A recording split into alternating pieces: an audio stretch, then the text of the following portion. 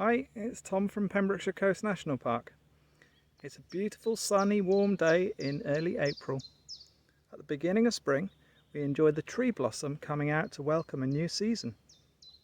Behind me is a beautiful blackthorn whose flowers come out before most other things and even before its own leaves.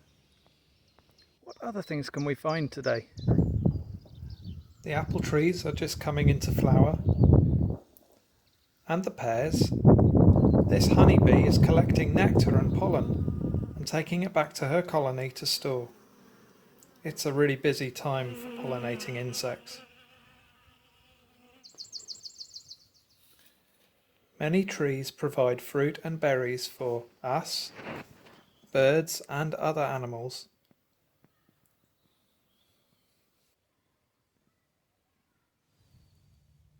You can go on your own blossom hunt. There'll be something new nearly every day.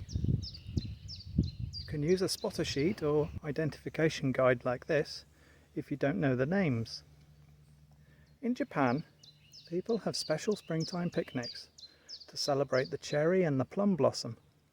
They call this festival Hanami.